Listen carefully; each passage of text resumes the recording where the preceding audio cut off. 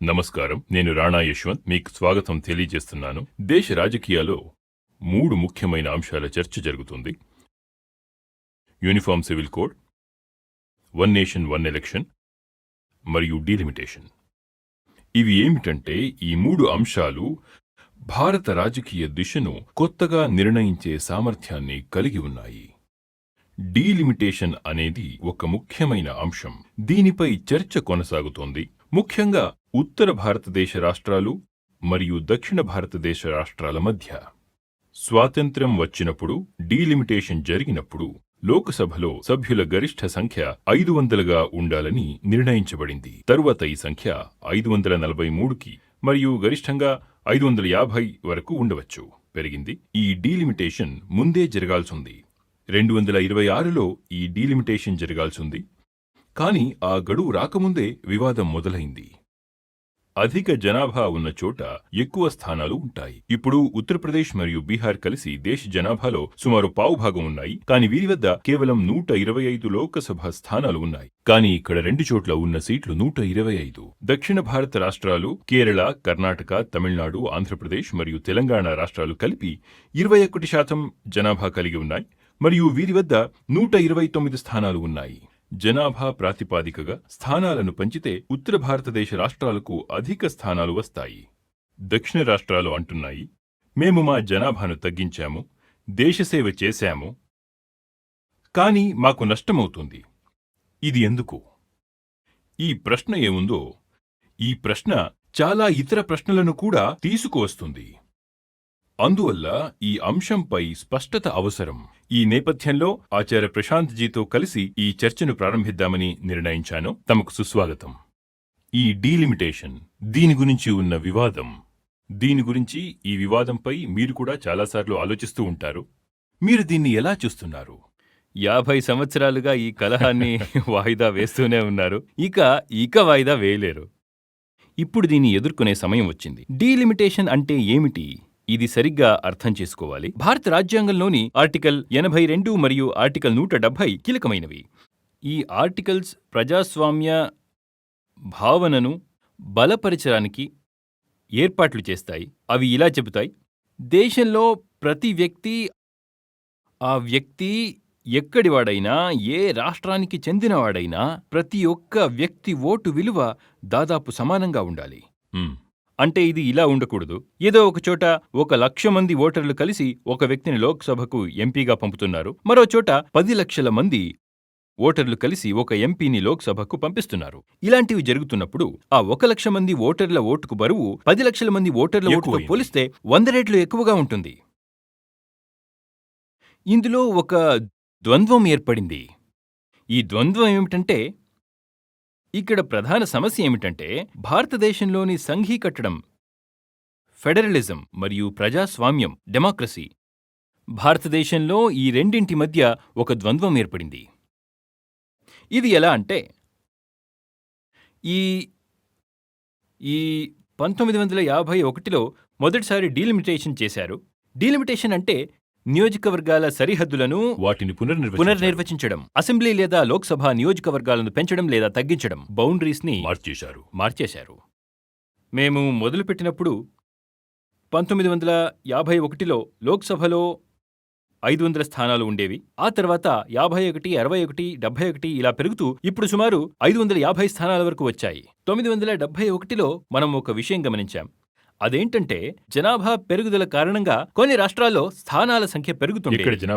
అవును, ఎక్కువ జనాభా ఉన్న రాష్ట్రాల్లో స్థానాలు పెరిగాయి. కానీ అభివృద్ధిలో వెనుకబడిన ప్రాంతాలకు ఇన్సెంటివైజ్ అంటే మద్దతు ఇచ్చారు. తద్వారా తక్కువ అభివృద్ధి సాధించిన వారికి అదనపు ప్రాతినిధ్యం కల్పించారు. వారి ప్రాతినిధ్యం లోక్సభలో పెరుగుతూ వెళ్ళింది. ఇప్పుడు లోక్సభలో సీట్లు పెరిగితే కరెస్పాండింగ్లీ రాజ్యసభలో కూడా పెరుగుతుంది.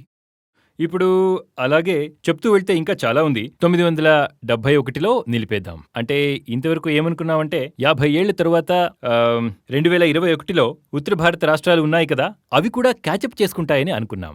అవి కూడా దక్షిణ భారత రాష్ట్రాల ఎత్తుకి ఎదుగుతాయి. మానవ వికాసాల అన్ని సూచ్యంకాల తరబడి తలకిందులుగా మారింది. ఏమైందంటే, హ్యూమన్ డెవలప్మెంట్ ఇండెక్స్లో ఉత్తర భారతదేశం వెనకబడిపోయింది. కానీ ఇప్పుడేమైంది? డీలిమిటేషన్ చేస్తే దక్షిణ భారతదేశంలో నంబర్ ఆఫ్ సీట్స్ ఉన్నాయి కదా, ఇప్పుడు మనం చూస్తే 30 సంవత్సరాల్లో స్థానాల సంఖ్య కేవలం 50 స్థానాల్లో పెరిగింది. ఇది ఇలాగే కొనసాగితే ఆ సీట్ల సంఖ్య 850 వరకు కొత్త చేరుకోవచ్చు. లోకసభలో ఎక్కువ స్థానాలు. అవును, ఇదే కారణంగా ఇది జరిగింది. ఉత్తర భారత రాష్ట్రాలు తమ జనాభాను ఎంత ఎక్కువగా పెంచుకున్నాయి. అందువల్ల కొత్తగా సీట్లు పెరిగాయి. కొత్తగా పెరిగే స్థానాల్లో 70-50 స్థానాలు ఉత్తర భారత రాష్ట్రాలకు వెళ్తాయి. అప్పుడు సంతులనం ఉండదు. దక్షిణ భారత రాష్ట్రాల్లో సీట్లు తక్కువైనప్పుడు అది కిందకొస్తుంది కదా. ఈ ఉత్తర దక్షిణ అసమానత ఉంది కదా, అప్పుడు పూర్తిగా అసమానత అయిపోతుంది మరియు స్క్యూడ్ అయిపోతుంది. ఈ అసమానత వల్ల వారి సంబంధిత శక్తి, ఈ రిలేటివ్ స్ట్రెంగ్త్ ఉంది కదా, అది ఉత్తర భారతదేశంలో పోలిస్తే తగ్గిపోతుంది. ఉదాహరణకు ప్రస్తుతం 545 స్థానాల్లో దక్షిణ భారత 5 రాష్ట్రాలకు కేరళ, తమిళనాడు, తెలంగాణ, ఆంధ్రప్రదేశ్ మరియు కర్ణాటక ఇవన్నిటికీ ఇప్పుడు వారికి X% సీట్ ఉంటే, ఒకవేళ డీలిమిటేషన్ అయిపోతే ప్రస్తుత జనాభా ఆధారంగా చూస్తే వారి ప్రాతినిధ్యం అది తగ్గిపోయి X% నుంచి 0.7X% లేదా 0.8X% వరకు తగ్గిపోతుంది. పర్సెంటేజ్లో అబ్సల్యూట్గా ఎక్కువగా ఉంటుంది, కానీ ఉత్తర భారత రాష్ట్రాల సీట్లకు పోలిస్తే తక్కువైపోతుంది. ఇది చాలా అన్యాయం అయిపోతుంది. ఇది అసమతుల్యం. మళ్ళీ దీనికి ఏ సొల్యూషన్ కూడా ఉండదు. అన్యాయం ఎందుకవుతుంది? మీరు పర్మిషన్ ఇస్తే అది కూడా చెప్పండి. దేశాన్ని అభివృద్ధి చేయడానికి అవసరమైన అన్ని ప్రాథమిక సదుపయోగాలు పనిచేస్తున్నాయి అది దక్షిణంలోనే.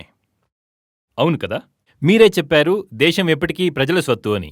తరువాత దేశ అభివృద్ధి చెందడం దక్షిణ భారతం వల్లే, ఎందుకంటే ప్రధాన సదుపయోగాలు దక్షిణంలోనే అందుబాటులో ఉన్నాయి. ఉదాహరణకు విద్యారంగం గురించి మాట్లాడితే నేను తర్వాత ఇంకా చెప్తా.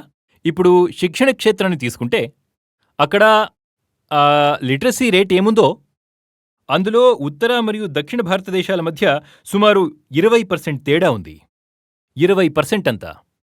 దక్షిణ భారతదేశాల్లో 5 రాజ్యాల గురించి చెప్పాను. ఉత్తరంలో 5 రాజ్యాలు తీసుకోండి.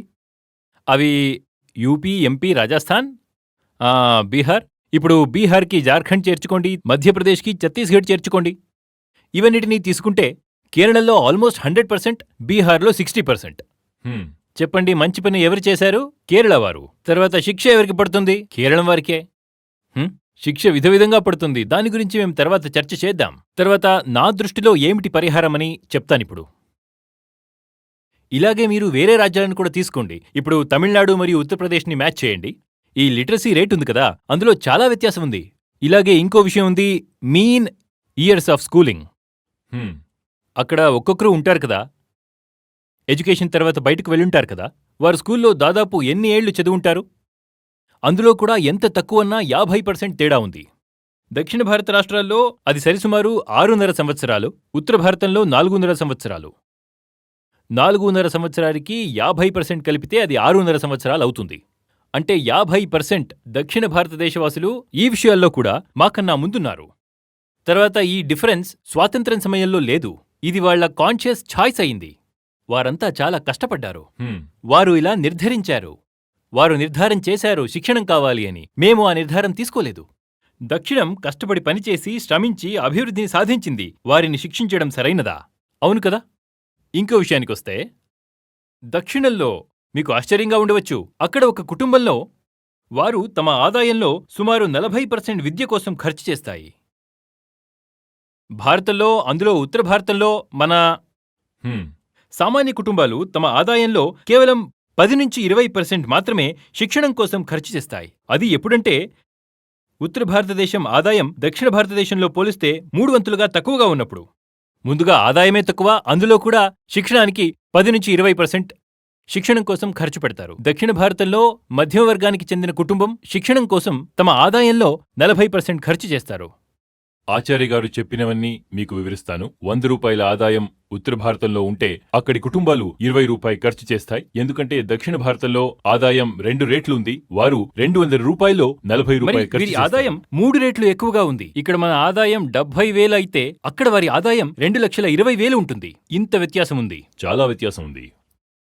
ఇక్కడ ఒక ప్రశ్న వస్తుంది. మేం చెప్తాము సమాన అనుపాతంలో ప్రాతినిధ్యం ఉండాలి అని. ఉత్తర భారతంలో 30 లక్షల మంది ఒక ఎంపీని ఎలెక్ట్ చేస్తే దక్షిణ భారతంలో 8-10 లక్షల మంది ఎంపిక చేస్తారు. అంటే దానర్థం అక్కడి ఒక్క వ్యక్తికి ఇక్కడ 3 వ్యక్తులు సమానం. అంటే నష్టం ఉత్తర భారతానికే కదా. లేదు, ఆ పరిష్కారంపై నేను వస్తాను. ఆ పరిష్కారాన్ని ఎలా సాధించాలో నేను వివరిస్తాను. శిక్షణలో మీకు మరొక గణకాన్ని చెప్పాలి. ఇప్పుడు ఈ గణాంకాలు చెప్పిన తర్వాత నేను చెప్పబోయే పరిష్కారం చెప్తాను. అప్పుడు మీకు కొంచెం సులభంగా అర్థం కావచ్చు, లేకపోతే ఆ పరిష్కారం మంచి ఐడియా అనిపించదు. దేశవ్యాప్తంగా తీసుకునే ఎడ్యుకేషన్ లోన్ల గురించి చెప్పుకుంటే, ఎడ్యుకేషన్ లోన్ తీసుకోవడం ఒక నిర్ణయం అవుతుంది. అందులో 70% దక్షిణ భారతదేశంలో తీసుకుంటారు, 15% మాత్రమే ఉత్తర భారతదేశంలో తీసుకుంటారు. వారి వద్ద కూడా పిల్లల్ని చదివించడానికి డబ్బు ఉంటుంది అని కాదు, కానీ వారు కఠిన నిర్ణయం తీసుకుంటారు. డబ్బు లేకపోతే అప్పు తీసుకుని చదివిస్తాం, కానీ తప్పక చదివిస్తాము అని. 70% అక్కడ తీసుకునేవారే తక్కువ, అందులో 70% ఎడ్యుకేషన్ లోన్ దక్షిణం వారు తీసుకుంటారు. ఉత్తర భారతంలో కేవలం 15%, మిగిలిన శేష భారతంలో 15% తీసుకుంటారు. మీకు ఈ విషయం అర్థమవుతుంది కదా. మరి ఈ విషయాలు సంయోగం నుంచి వచ్చేవి కావు. ఒక వ్యక్తి, కుటుంబం, సమాజం లేదా ప్రాంతం నిర్ణయాలు తీసుకున్నప్పుడు అప్పుడే ఆ విషయాలు జరుగుతాయి. ఒక్కొక్కరి దాదాపు ఆదాయం గురించి కూడా మీకు చెప్పాను. దక్షిణ భారతంలో అది సుమారు 1,25,000. అదే ఉత్తర భారతదేశంలో మీకు 70,000 రూపాయలుగా ఉంటుంది. ఇది కూడా దక్షిణ భారతదేశం వల్లనే వస్తుంది. దక్షిణ భారతదేశానికి వెళ్లి అక్కడ పనిచేసి తమ ఇంటికి పంపే ఆదాయం ద్వారా వస్తుంది. ఆ ఆదాయాన్ని కూడా తీసివేస్తే ఉత్తర భారతదేశపు ఆదాయం మరింత తగ్గిపోతుంది. ఇది కూడా గమనించాలి. ఉత్తర భారతదేశానికి చాలా ఉపజౌల్యమైన భూమి ఉంది. ఇది దక్షిణ భారతదేశానికి అంతగా లభించలేదు.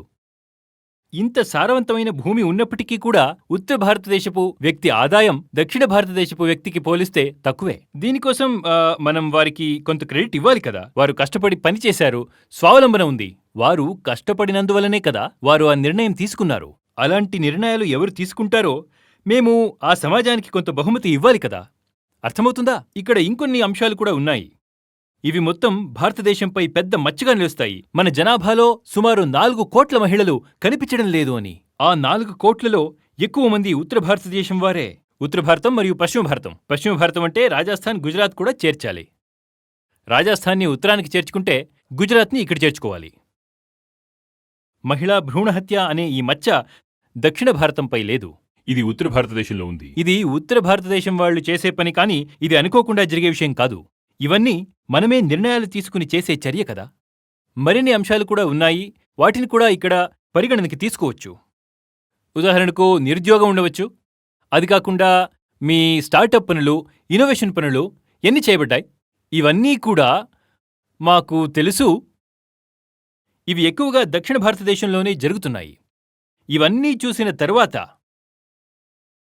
మీరు చూడాలి దక్షిణ భారతదేశం వాళ్ళు ఎంత ట్యాక్స్ కడతారో అని. వింటే ఆశ్చర్యంగా ఉంటుంది మీకు. ఎందుకు? 1,25,000 కోట్లు కర్ణాటక, సరిసుమారు 90,000 కోట్లు తమిళనాడు, ఉత్తరప్రదేశ్ కేవలం 23,000 కోట్లు, బీహార్ 6,000 కోట్లు. అంటే వారు సంపాదించి ఇచ్చారు. వారు సంపాదించి ఇస్తున్నారు. వారు సంపాదించి స్టేట్ ట్యాక్స్ మాత్రమే కట్టడం లేదు అక్కడ. అది సెంట్రల్ ట్యాక్స్ అయ్యింది. అది ప్రభుత్వానికి వెళ్తుంది అక్కడ. ఆ తర్వాత ఫైనాన్స్ కమిషన్ ద్వారా 41% షేరబుల్ సెంట్రల్ ట్యాక్స్గా రాష్ట్రాలకు పింపిణీ అవుతుంది. తర్వాత ఫైనాన్స్ కమిషన్ ఇస్తుంది కదా. తర్వాత దాని క్రైటీరియా, ముఖ్యమైన క్రైటీరియా ఏంటంటే జనాభా, తర్వాత రాజ్యపు విస్తీర్ణం. అది ఉత్తర భారతానికి దొరుకుతుంది. అంటే దక్షిణం నుంచి వచ్చిన డబ్బు ఉత్తరానికి దొరుకుతుంది. తర్వాత మీరు చెప్తారు అదే డబ్బు నుంచి ఉత్తరం వికసిస్తుంది. ఉత్తరపు వికాసం కూడా మీరు చూస్తున్నారు. అంటే అందరూ చెప్తూ ఉంటారు కదా, ఉత్తరంలో అలా అవుతుంది, ఇలా అవుతుంది, రోడ్లు అవుతున్నాయి. ఇందులో ఎక్కువ వాటా దక్షిణం నుంచి వచ్చిన ట్యాక్స్దే అయ్యింది. దీన్ని మేము దక్షిణంతో పాటు ముందు నుంచి కూడా ఒకలాగా అన్యాయం చూస్తూనే అన్యాయం చేస్తున్నాం. ఎందుకంటే మన ఫైనాన్స్ కమిషన్ ఏ మెట్రిక్తో అన్ని రాష్ట్రాలకి ఫండ్స్ పంచుతుంది కదా. చూస్తే మీకు ఇది చాలా ఫేర్గా ఉంటుంది అని అనిపిస్తుంది. తర్వాత ఇందులో వెళ్ళి చూస్తే ఆ మెట్రిక్లు అన్నీ ఏదో విధంగా జనాభా మరియు పేదరికాన్ని ప్రాధాన్యత ఇవ్వడం కోసం రూపొందించబడ్డాయి. ప్రతి రాష్ట్రానికి కోటా దొరుకుతుంది, ఇంతకి ఇంత డబ్బు అని. ఎక్కడా ఎన్ని మెట్రిక్స్ ఉన్నాయి కదా, అవి ఒక్క విధంలో అన్నీ కూడా పేదరికం మరియు జనాభా, ఇవి రెండింటినీ ఫ్యాక్టరింగ్ చేస్తాయి. ఇక్కడ జనాభా ఎక్కువగా ఎక్కడుంది? ఉత్తరంలో. మరి పేదరికం ఎక్కడ ఎక్కువగా ఉంది? అందువల్ల పూర్తిగా సెంటర్ నుంచి డబ్బు ఏదైతే వస్తుందో అది చాలా డిస్ప్రపోర్షనేట్గా ఉత్తరానికే వస్తుంది. సెంటర్కి డబ్బు ఎక్కడి నుంచి వచ్చింది? సౌత్ నుంచి, దక్షిణం నుంచి వచ్చింది. కానీ పేదరికం రాష్ట్రం యొక్క క్షేత్రఫలం దేనిది ఎక్కువగా ఉందో, దేని విస్తీర్ణం ఎక్కువగా ఉందో దానికి దొరకాలి అని చెప్తారు. అందువల్ల పేదరికం, తర్వాత రాష్ట్రపు విస్తీర్ణం, తర్వాత జనాభా, వీటి నుంచి దొరుకుతుంది అది యూపీ, ఎంపీ, బీహార్కి. ఇప్పుడు చెప్పండి, మేము ముందు నుంచే వాళ్ళకి అన్యాయం చేస్తున్నాం కదా? మేమెందుకు ఇలా చేయకూడదు? ఎందుకు ఇలా చేయకూడదు? ఈ డీలిమిటేషన్లో అసెంబ్లీలలో ఎమ్మెల్యేల సంఖ్యని ఎక్కువ చేయాలి. తర్వాత ఉత్తర రాష్ట్రాలకి 20 సంవత్సరాలు లేదా 30 సంవత్సరాలు ఇంకా ఇచ్చేసి, చూడండి ఇలా ఇన్ని సంవత్సరాల్లో ఇలా ప్రగతి చూపించండి, తర్వాత 2051లో చూసుకుందాం. నేనెందుకు చెప్తున్నానంటే, ఒక ఇంట్లో ఒక కుటుంబ సభ్యుడికి అన్యాయం జరుగుతుందని అనిపిస్తే ఆ కుటుంబం విభజనకు గురయ్యే అవకాశం ఉంది. ఇది అన్యాయమే కదా?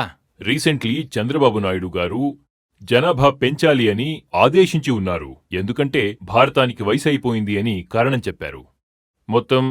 మొత్తం మన భారతపు ఫర్టిలిటీ రేట్ ఏముంది? అది 2.1 అయింది. సౌత్లో తక్కువ ఉంది, 1.6 దగ్గర. వారు చెప్పేదేంటంటే యువజనులు వృద్ధులైపోతున్నారు, తర్వాత పుట్టబోయే సంఖ్య తక్కువైపోతూ ఉంది. అప్పుడు కొన్ని సంవత్సరాల్లో ఇది వృద్ధ దేశం అయిపోతుంది అని. ఆ వృద్ధాప్యం నుంచి బయటికి రావడానికి ఎక్కువ మంది పిల్లల్ని కనాలి అని చెప్పారు. దీని గురించి మీ అభిప్రాయం? నేను దీనికి కొంచెం నుంచి చెప్పారు. వారు ఆ భయం వల్లనే ఇచ్చారు, అందులో ఏమీ అనుమానం లేదు. ఇది ఖచ్చితంగా దానివల్లనే అయింది. ఇది చాలా దేశాల్లో జరుగుతూ ఉంటుంది. కానీ అవు వికసించిన దేశాలు మహిళల్ని ఇన్సెంటివైజ్ చేయడం, ఇంకా ఎక్కువ పిల్లల్ని కనడానికి చెప్పడం. కానీ ఇందులో అన్ని మూలం మాట ఎక్కడి నుంచి అంటే వృద్ధాప్యపు వ్యాఖ్యానమే మారిపోయింది. ఇన్ని సమాజంలో వృద్ధాప్యం ఎక్కడ ఎక్కువ అవుతుందో అవన్నీ వికసిత సమాజాలు. ఈ అభివృద్ధి చెందిన సమాజంలో సగటు జీవితకాలం కూడా ఎక్కువగా ఉంటుంది. దక్షిణ భారతదేశంలో జనన సమయంలో సగటు జీవితకాలం ఉత్తర భారతదేశంలో పోలిస్తే 10-15 సంవత్సరాలు ఎక్కువగా ఉంటుంది. ఇది మీరు ఏ రాష్ట్రాన్ని ఏ రాష్ట్రంతో పోలుస్తున్నారనే దానిపై ఆధారపడి ఉంటుంది. మీకు 70 ఏళ్ళొచ్చినా కూడా మీకు వయసైపోలేదు అని అనుకోవడం సాధ్యమా? ఎప్పుడు అనుకోవాలి? మీకు 45 అయింది అంటే వయసైనట్టే కదా. 70 ఏళ్ళకి చనిపోతారా? 90 ఏళ్లు వచ్చే వరకు ఉంటారు కదా. ఎవరు ముందుగా చనిపోతారు? వరకు బాగుంటారు. 70 ఏళ్లు సరి, అవును కూడా. మెడికల్ సైన్స్ కూడా ఇదే చెబుతుంది. మీ పర్ క్యాపిటా ఇన్కమ్ ఎక్కువగా ఉంది, మీ యావరేజ్ లైఫ్ ఎక్కువగా ఉంది, మీకు ఎడ్యుకేషన్ మరియు ఫారెన్ ఎక్స్పోజర్ కూడా ఎక్కువగా ఉంది. అన్నీ ఉంది మీ దగ్గర ఇన్సూరెన్స్ ఉంది, మీరు మోర్ ఆర్ లెస్ డెవలప్డ్ ప్లేస్లో ఉన్నారు. అవును కదా. భారతం ఎలా అంటే దక్షిణంలో ఇలాగే జరిగింది, గోవాలో కూడా. మీరు వారి గురించి వాళ్ళు ఎంత వికసితం అయ్యారు అని అనుకున్నారో పర్ క్యాపిటా ఇన్కమ్ మరియు వేరే యొక్క ఇన్కంలో కూడా. అక్కడ మిమ్మల్ని వృద్ధుడు అని చెప్పడానికి అవదు. 50 అయితే వృద్ధుడెక్కడయ్యాడు, 70 అయితే కూడా ఎక్కడయ్యాడు? అది మేము ఉత్తర భారతదేశం వారు చెప్తాము. 70 ఏళ్ల వాడిని చూసి వాడు వృద్ధుడైపోయాడు అని. ట్రంప్కి 70 ఏళ్ళొచ్చాయి, ఆయన రాష్ట్రపతి అవ్వలేదా అక్కడ యుఎస్ఏలో? ఎవరు ముసలోడు? వాడనుకుంటున్నాడా ముసలోడు అని? మా దగ్గర మాత్రమే ఇలాంటి జరుగుతాయి. రాజనీతిలో ఇలాంటివేవి ఉండవు ముసలోడు అని. మనిషి సౌకర్యంగానే ఉన్నాడు అంటే, వాడికి తినడానికి బాగా ఉంది అంటే, మెడిసిన్స్ అవి దొరుకుతుంది అంటే వాడు ముసలోడవ్వడు. అవును. ఈ ముసలోడు గురించి మాట్లాడడం అంతా వ్యర్థం. ఇప్పుడు అది కాదు టాపిక్ ఇక్కడ. అంటే చంద్రబాబు నాయుడు గారి ప్రకటన ఏంటంటే ఈ డీలిమిటేషన్ ఏముంది, అది అందులో స్థానాల సంఖ్య తక్కువ చేయాలి అని. అవన్నీ ఓట్ బ్యాంక్ కోసం ఇవన్నీ చేయాల్సి వస్తుంది కదా, అవన్నీ అలాంటి విషయాలు. కానీ వారి రాజకీయం పక్కకు పెట్టి ఆలోచించామంటే ఇవన్నీ ఎక్కడినుంచో మాక్కూడా అంత సరిగ్గా అనిపించదు. లెక్కాచారం నిజంగా సరిగ్గా సాత్విక రీతిలో మా ఆలోచనని ఒకే విధంగా సరిగ్గా పెట్టుకుని అనుశాసనంతో పాటు సరైన పని చేస్తే మేము వాళ్ల సీట్ల అనుపాతాన్ని తక్కువ చేద్దాం. ఆచార్య గారు, ఇంకో ప్రశ్న ఉంది. ఒకే దేశంలో 2 సమాజాలు విభిన్నంగా ఉన్నాయి. దక్షిణ భారతపు రాష్ట్రాలు ఇంత జాగరూకంగా హెచ్చరికతో కాలకాలానికి బలిష్టంగా ముందుకు వెళ్తున్నాయి. ఉత్తర భారతంలో ఎలాంటి సమస్య ఉంది ఇలా దుర్బలమైపోవడానికి? ఇది మీరు కనుక ఏవడుగుతున్నారు? ఇది మాత్రమే నాకు చాలా కష్టం. మరి దీన్నే నేను ఉత్తర భారతపు జనాలకి చెప్పబోతే వారు చెప్తారు, ఏం చెప్తున్నాడు వీడు అని. మేము ఏ విషయాన్ని మన సంస్కృతి అంటామో అది వాస్తవిక ధర్మం నుంచి చాలా దూరం వచ్చేసింది. తర్వాత మేము దేన్ని ధర్మం అంటామో ఆ లోక ధర్మం దర్శనం నుంచి చాలా దూరం వచ్చేసింది. ఇదే ఉత్తర భారతపు సమస్య. తర్వాత ఉత్తర భారతదేశం రఫ్ అండ్ చాలా కఠినంగా ఉంటుంది దక్షిణ భారతదేశానికన్నా పోలిస్తే. అందువల్లనే వీరు మార్పుని స్వీకరించట్లేదు. ఇక్కడ రీఫార్మ్ మూమెంట్స్ అయ్యింది కదా, మనందరికీ తెలిసినట్టు. ఇలాగే 250 సంవత్సరాల క్రితం భారతంలో సామాజిక, ఆధ్యాత్మిక పునర్నిర్మాణాల కోసం చాలా ఉద్యమాలు జరిగాయి. అది ఎక్కువగా జరిగినదే దక్షిణ భారతదేశంలో, లేదంటే పశ్చిమ దేశంలో. మహారాష్ట్రంలో జరిగింది, తర్వాత కొంచెం బంగాళంలో అయింది. కానీ ముఖ్యంగా మన హిందీ హార్ట్లాండ్ ఈ అభివృద్ధి నుంచి వంచితమైపోయింది. అది సామాజిక అభివృద్ధి, ధార్మిక అభివృద్ధి అవనేలేదు. మరి ఇదే కారణంగా మేము వెనకపడిపోయాము. ఎందుకంటే మనం చెప్తాం కదా, భారతపు పర్ క్యాపిటా ఇన్కమ్ $2,400. అందులో యూపీ మరియు బీహార్ ముందుకొచ్చింది. యూపీ మరియు బీహార్లో అందులో నాన్ రెసిడెంట్ యూపీ మరియు నాన్ రెసిడెంట్ బీహార్ వాళ్ళని తీసేస్తే అప్పుడు ఇంకా తక్కువ. అప్పుడు $1,000 కూడా మిగలవు. నాకు చాలా బాధాకరంగా ఉంటుంది, చెప్పడానికి కష్టంగా ఉంటుంది. చెప్తున్నాను, మేము ప్రపంచపు స్లమ్. ఉత్తర భారతం. నేను కూడా ఉత్తర భారతీయుణ్ణే, నాకు కూడా చెప్పుకుంటున్నాను. మేము ప్రపంచపు స్లమ్. కానీ నాకు చాలా గర్వంగా ఉంది. మన గౌరవాన్విత సంప్రదాయాలు అవి ఇవి. దక్షిణ భారతం చెప్పింది మేము అభివృద్ధికి, మార్పుకి సిద్ధంగా ఉన్నామని. అక్కడ బానిసత్వం ఎక్కువగా ఉండేది. మీరు తమిళనాడుకి వెళ్ళండి, తర్వాత కేరళలో జరిగిన దేవాలయ ప్రవేశ ఆందోళన చూడండి. ఇవి ఉత్తర భారతదేశంలో ఎక్కడొస్తుంది? రూఢీవాదం మరియు అంధవిశ్వాసం, తర్వాత సామాజిక, ధార్మిక, జాతి ఆధారిత శోషణ, ఇవి తమిళనాడు, కేరళలో చాలా ఉండేవి. అయ్యో దేవుడా! కానీ వాళ్ళు సుధారించారు. ఎంత సుధారించారంటే అంత సుధారించారు. ఉత్తర భారతం అభివృద్ధిని తిరస్కరించింది. మేము అదే పాత కుట్రల కార్యక్రమాలకు అంటుకుని కూర్చునున్నాం. మరి ఆ కుట్ర కార్యక్రమాలు, నేను చెప్తున్నాను, 2-3 దశకాల్లో ఇంకా పెరిగాయి. అవును, కొత్త బాబాలు వస్తున్నారు. అందులో ఎవరో ఒకరు దక్షిణం వాళ్ళు ఉండే ఉంటారు. ఒక్క దక్షిణ భారతీయుడు ఉండేవాడు, ఆయన భారత నుంచే వెళ్ళిపోయాడు. సరేనా? ఆయన వెళ్ళి ఇప్పుడు ఎక్కడో ఒక ద్వీపంలో ఉన్నాడు. వేరే ఇంకా ఎవ్వరెవరు ఉన్నారు కదా ఇప్పుడు భారతాన్ని వెనక్కి లాగుతున్నవారు, వాళ్ళందరూ ఉత్తర భారతీయులే. ఎంత రిగ్రెసివ్ పని జరుగుతుందో అవన్నీ ఉత్తర భారతంలోనే జరుగుతున్నాయి. అవన్నిటికీ మనం సాధిస్తున్నాం. శిక్షణం మీద మేము ఉత్తర భారతీయులు గమనం ఇవ్వలేదు. దక్షిణం వాళ్ళు శిక్షణం గురించి చాలా గమనం ఇచ్చేశారు. ఇదే కారణంగా అప్పుడు ఐటీ హబ్ అయింది కదా.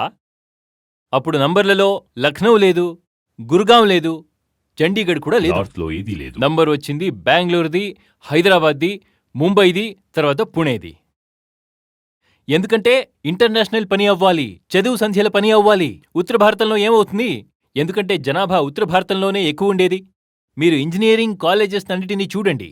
ఎన్ని తమిళనాడులో ఉన్నాయో, తెలంగాణలో ఉన్నాయో. ఉత్తరప్రదేశ్ ఇంత పెద్ద రాష్ట్రం 20 కోట్లు దాటింది. మేం వాళ్ల దగ్గరికి కూడా వెళ్లడానికి అవ్వలేదు. మీరేవైనా ఇన్ఫోసిస్కెళ్తే చూస్తే అందులో దక్షిణ భారతీయులు ఎంతమంది ఉన్నారో అని చూస్తే మీకు తల తిరిగిపోతుంది. మీరు ప్రపోర్షన్ రేషియో చూస్తే అక్కడ దక్షిణ భారతీయులే ఎక్కువగా ఉంటారు. మీరు చూస్తారు, ఈ ఓవర్సీస్ ఇండియన్ కమ్యూనిటీ ఉంది కదా, అందులో ఉత్తర భారతీయులు ఎంతమంది ఉన్నారు? కెనడా వదిలేయండి, అందులో పంజాబీలు ఉన్నారు. కెనడా వదిలేసి యూరోప్కెళ్ళండి, అమెరికాకెళ్ళండి, అక్కడంతా మీరు ఓవర్సీస్ కమ్యూనిటీ చూసేస్తే అక్కడంతా మీకు సౌత్ ఇండియన్సే కనిపిస్తారు. ఎందుకంటే వాళ్ళు శిక్షణం గురించి శ్రద్ధ తీసుకున్నారు. మేము రూఢి మరియు సంప్రదాయాన్ని చూసుకుని వెళ్ళాం. మేము ఇలాగే ఉంటాము, ఎప్పటికీ మారము అని. ఇక ముందు కూడా మేం మారము. ఇప్పుడు ఇంకొక ప్రశ్న. మీరు చెప్తారు విధానసభలో స్థానాల సంఖ్య పెంచి డీలిమిటేషన్ చేయండి. 2051లో లోక్సభలో స్థానాల సంఖ్య పెంచాలో వద్దో అని అప్పుడు నిర్ధారణ చేద్దాం. అంతవరకు ఉత్తర భారతం దక్షిణ భారతం లాగా సుధారణ చెందాలి అని. కానీ ఉత్తర భారతంలో చాలా సంవత్సరాల నుంచి ప్రచారం అవుతున్నది ఏంటంటే, జనాభాను పెంచుకోండి, పెంచుకోకపోతే మీ అస్తిత్వానికి అపాయమని చెప్తున్నారు. జనాభా ఎక్కువైనంతవరకు నీకు ఉపయోగమని చెప్పారు. మీరు ఇక్కడ సమయం చూసుకుని సుధారణ గురించి ఏం మాట్లాడుతున్నారు? దానికి విరుద్ధంగా ఈ వ్యవస్థ ఏముంది, అది పనిచేస్తూ ఉంది. మీరు నా దగ్గర ఇస్రాయేల్ గురించి మాట్లాడారు. ప్రపంచంలో ఎంతమంది యహూదీలు ఉన్నారు చెప్పండి? సరే, 1 కోటి మంది. వాళ్ళు 73 లక్షల మంది మొత్తం ప్రపంచాన్ని ఏలేస్తున్నారు. ఇక్కడ మేమెందుకు జనాభాని పెంచుకోవాలి? మేమెందుకు జనాభాని పెంచుకోవాలి? హిందువులకి జనాభాని పెంచుకోండి అంటారు. ముస్లింలకు చెప్తారు, చూడండి మీరు జనాభాని పెంచుకోండి, అప్పుడు మీకు అన్నీ దొరుకుతాయి అక్కడ అని. అప్పుడు మాకు కూడా మంచిదవుతుంది, అన్నీ తీసుకోండి. హిందువులు కూడా చెప్తున్నారు ఇప్పుడు జనాభా పెంచుకోండి అని. ఏంటి జనాభా పెంచుకోవడం? సింహాలెన్నున్నాయి? 73 లక్షల యహూదీలు విశ్వాన్ని ఆదేశిస్తున్నారు. జనాభా పెంచుకుని ఏం చేస్తారు? 120 కోట్లున్నారు, సురక్షిత లేదిక్కడ. 120 కోట్ల మంది ఉన్నా కూడా సురక్షిత ఫీల్ అవ్వట్లేదు అంటే 500 కోట్లయితే వస్తుందా అప్పుడు? మీరు ఈ మొత్తం ప్రపంచం గ్రోత్ రేట్ చూస్తే ఏ ఒక్క గ్రోత్ రేట్లో జనాభా పెరుగుతూ ఉంది అని హిందువుల జనాభా పెరుగుదల ధరని కూడా చూడాలి. హిందూ ఇప్పుడు కూడా ప్రపంచం యొక్క యావరేజ్ గ్రోత్ రేట్ కన్నా ఎక్కువగానే పెరుగుతుంది జనాభా. అవును, ముస్లింలు ఇంకా ఎక్కువగానే పెరుగుతున్నారు. కానీ దీని అర్థమేమిటంటే ఇప్పటి నుంచి 50 సంవత్సరాల క్రితం హిందువుల జనాభా ఎంత ఉండేదో అది అంతే ఉంది, ఇప్పటికీ తక్కువ కాలేదు. కొంచెం ఎక్కువే అయింది, ఇంక వచ్చే 30 సంవత్సరాల్లో కూడా తక్కువేం అవ్వదు. అయినా కూడా ఒక 0.1% లేదా 0.2% చేంజ్ అయినా కూడా అందువల్ల ఏమవుతుంది? ఇది సంఖ్య ప్రశ్న కాదు. మేం జంతువులం కాదు, మానవత్వం ముఖ్యం, మేం మానవులం. ఒక వ్యక్తి విద్యావంతుడు, బుద్ధిమంతుడు, వీరుడు, జాగృతమైనవాడు 100 మూర్ఖుల కన్నా శ్రేష్టమైనవాడు. మాకు 100 మూర్ఖులు వద్దు. నేను మళ్లీ చెప్తున్నాను, 73 లక్షల యహూదీలు ప్రపంచాన్ని ఆదేశిస్తున్నారు. మీరు జైన్లను చూడండి, సిఖ్లను చూడండి, వాళ్ళు సంఖ్య లెక్క పెడుతున్నారా? జైన్లు చాలా తక్కువ మంది ఉన్నారు, సిఖ్లు కూడా తక్కువ మంది ఉన్నారు. తర్వాత వాళ్ల పాపులేషన్ గ్రోత్ రేట్ ఉంది కదా, అది హిందువులు మరియు ముస్లింల కన్నా తక్కువగా ఉంది. వారికేమీ కష్టంగా లేదు, వారు చెప్పట్లేదు జనాభా పెంచండి పెంచండి అని. ఏంటిది? నెమ్మదిగా బ్రతకాలి. పూర్తిగా గొర్రెల్లా జీవించడంలో ఏముంది ఇక్కడ? అయినా నిజం, అందులో ఖచ్చితంగా ఒక్క విషయం వస్తుంది. జనాభాలో తలలు ఎన్నున్నాయి అని చూస్తారు గాని తల లోపల ఏముంది అని చూడరు కదా. ఇది నాకు తెలుసు, చాలా పెద్ద సమస్య. ఈ సమస్యకి మేము పరిహారం వెతకాల్సి వస్తుంది. దాని గురించి మేము ప్రత్యేక చర్చ చేయొచ్చు. నేను ఆ సమస్యని అక్నాలెడ్జ్ చేస్తాను. ఇప్పుడు ఆచార్య గారు చెప్పారు, ఇక్బాల్ చెప్పినట్టు జనసంఖ్య నుంచి రాజ్యభారం నడుస్తుంది, నాణ్యత నుంచి కాదు అని. ఆచార్య గారు చెప్పింది మీరు కూడా విన్నారు. శిక్షణం, సామర్థ్యం, సంపద, దీనికి ఒత్తునివ్వండి. దీనికి ప్రాముఖ్యమిస్తే ఒక సింహంలాంటి సమాజం నిర్మించబడుతుంది. అసహాయక, దౌర్బల్యం, దుర్బలమైన, పేదరికం ఇలాంటి సమాజాన్ని నిర్మించి జనాభాని పెంచుకోవడం వల్ల కూడా మీ ప్రభావం ఎక్కువ అవ్వదు. చరిత్ర మిమ్మల్ని గుర్తుపెట్టుకోదు. రాణాగారు, ఇది ఏమవుతుంది? మేము గులాములైనప్పుడు అప్పుడు కూడా మన జనాభా 100 రెట్లు ఎక్కువగా ఉండేది. అయినా కూడా వాళ్ళు మమ్మల్ని ఆదేశించారు. జనాభా నుంచి మాకు రక్షణ కలిగిందా? వాళ్ల దగ్గర తంత్రజ్ఞానం ఉండేది, విజ్ఞానం ఉండేది, వాళ్ళ దగ్గర ధైర్యం ఉండేది, సంశోధన ఉండేది. ఇవన్నీ విషయాలు ఒక జనాంగాన్ని బలిష్టంగా మార్చుతాయి. దాని గురించి మేం మాట్లాడట్లేదు. మేం చెప్తున్నాము జనాభా పెంచండి పెంచండి అని. 1757లో ప్లాసీ యుద్ధంలో మీ సైన్యం ఆంగ్లేయుల కన్నా 17 రెట్లు ఎక్కువగా ఉండేది. గెలవలేదు, ఓడిపోయారు కదా. సైన్యం ఎంత సంఖ్య ఉన్నా ఒక్క మిజైల్, ఇస్రాయేల్ యొక్క ఒక్క మిజైల్ ఇరాన్ యొక్క సంపూర్ణ జనాభా మీద ప్రభావం చూపిస్తుంది. ఇస్రాయేల్లో జనాభా లేదు, ఇరాన్లో జనాభా కూడా ఉంది, విస్తీర్ణం కూడా ఉంది. ఏమవుతుంది దానివల్ల? ఏం చేస్తారు? అంత జనాభా పెట్టుకుని ఏం చేస్తారు? అంత క్షేత్రబలం పెట్టుకుని ఏం చేస్తారు? ముఖ్యమైనదేంటంటే మనిషి ఎలా ఉన్నాడు, the quality of the human being. మేము దాన్ని సుధారించుకోవాలి. మేము క్వాలిటీ వదిలి క్వాంటిటీ చూస్తున్నాము. చర్చ డీలిమిటేషన్ గురించి అయ్యింది. డీలిమిటేషన్ గురించి మాట్లాడుతూ అది ఉత్తర భారత సమాజం మరియు మానసికత గురించి చర్చ జరిగింది. అలాగే ఈ విషయం ద్వారా మనం కొన్ని విషయాల్ని ఇలా గంభీరంగా ఆలోచించాల్సిన సమయం వచ్చింది. ఆలోచించి తీరాలి. ఆచార్య గారు మీకు చాలా ధన్యవాదాలు. ఈ చర్చ నిజంగానే చాలా అర్థపూర్ణంగా ఉంది. అలాగే ప్రేక్షకులు ఆచార్య గారు చెప్పిన విషయాలన్నీ మళ్లీ మళ్లీ చూసి గుర్తుపెట్టుకోవాలి.